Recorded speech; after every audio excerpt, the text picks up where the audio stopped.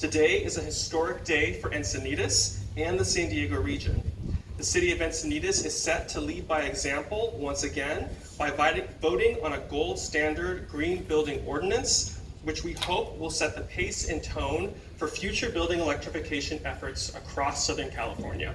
It's a great day here in the city of Encinitas because in a few hours at our Encinitas City Council meeting, we'll be considering and hopefully adopting the 50th REACH code in this state that will require that new buildings be electric. We have these partners behind us and these advocacy groups because you have pushed us to be better. You have analyzed what we had proposed initially and recommended that we reach a little farther. And so today we will be considering that final little reach. And so I want to thank everybody who cares about climate change, who wants us to be more environmental as a city. You have elected leadership who believes in that, who's fighting for that better world. And today we're all standing together united in that fight. And there is no larger challenge for the city of Encinitas in every city in this country than the climate crisis. And we have a gold standard climate action plan that calls for decarbonizing new future buildings. And this is what the ordinance tonight will do. As we are beginning to see the devastating impacts of climate change like wildfires, flooding, droughts, hurricanes, and extreme temperatures, it's clear that there is no time for modest actions to address climate change, and we need our cities to begin to act boldly.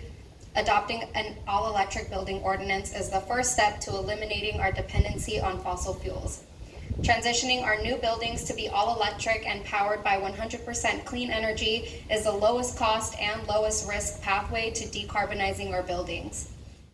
And we know that climate change is worsening pediatric asthma and adding to the increased incidence, which means more asthma, and increased severity, which means asthma is worse. What the city of Encinitas does today will affect so many lives.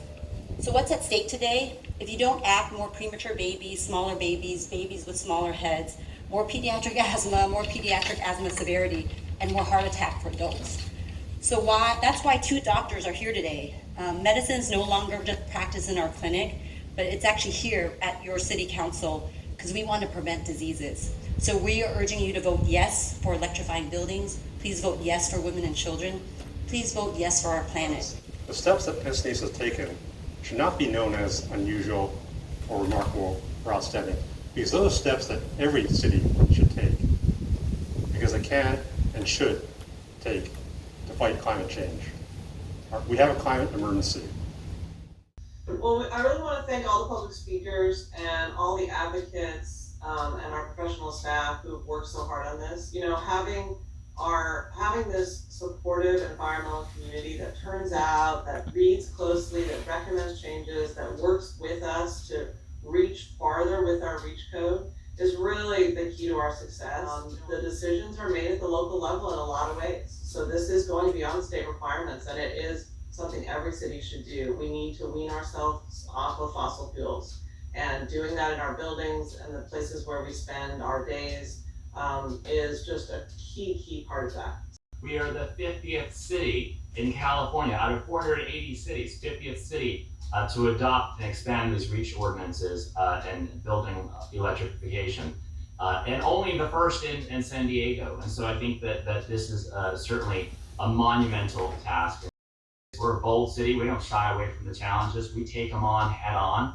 And there's no bigger challenge for us in our lifetime than climate change. I'm not afraid, I'm not shy about taking bold steps when it comes to protecting our health in our community and the health of the earth, and reducing the impacts of climate change. This is such a well-educated, well-informed group of people who've come together from all backgrounds, it seems like, to prioritize really a climate future that's sustainable for all of us. So thanks to the advocates and using our time well and really educating us on the specifics. And I'd be very happy to support this tonight. Councilmember Hinze? Yes. Councilmember Lyndes? Yes. Councilmember Mosca? Loudly, yes. Deputy Mayor Kranz? Yes. And Mayor Blakespear? Yes. Motion carries unanimously. Yay! Thank you, everybody.